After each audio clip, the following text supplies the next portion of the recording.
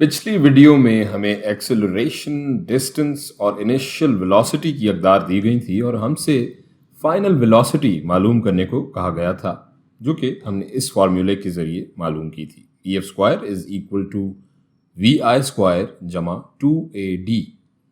अब फर्ज करें कि हमें यही सब वैल्यूज़ दी जाएं और हमसे कहा जाए कि हम टाइम की कीमत या वैल्यू मालूम करें, तो कैसे करेंगे? कहीं ना कहीं से शुरू करेंगे।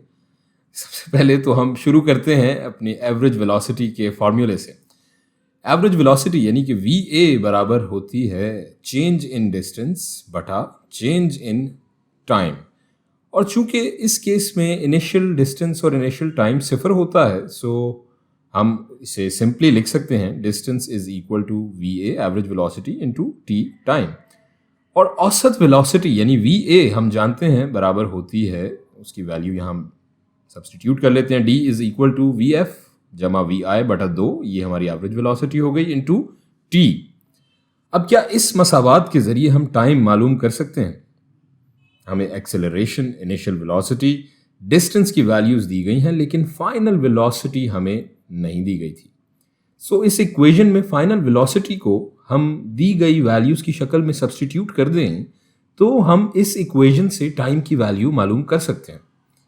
और फाइनल वेलोसिटी के लिए हम एक दूसरी इक्वेशन या फॉर्मूला इस्तेमाल कर सकते हैं। आपको याद होगा एक्सेलरेशन बराबर होती है चेंज इन वेलोसिटी बटा टाइम, यानी कि A is equal to delta V बटा T। डेल्टा V बराबर होगा VF माइनस VI बटा T, और यूं VF माइनस VI बराबर हो जाएगा AT के, और यूं VF बराबर होगा VI जमा AT के।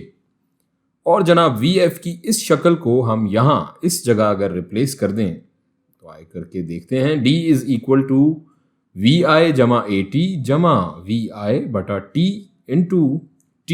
तो D बराबर हो जाएगा यूं VIT जमा AT स्क्वायर बटा 2।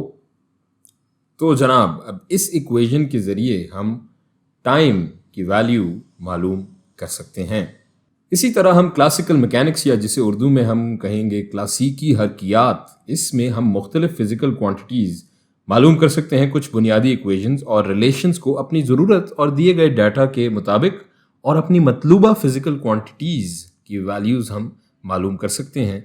इन इक्वेशंस को मुख्तलिफ तरीक़ों से मैनिपुलेट करके, उनकी शक्लें बदल के, जो वैल्यूज़ हमें दी गई हैं उन वैल्यूज़ को मुख्तलिफ शक्ल में सब्सटीट्यूट करके, अगर हमें उसकी वैल्यू नहीं मालूम है।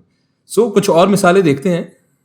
नहीं, परेशान ना हो, इस वीडियो में इतना ही काफ़ी है, वो हम अगली वीडियोज़ में देखेंगे।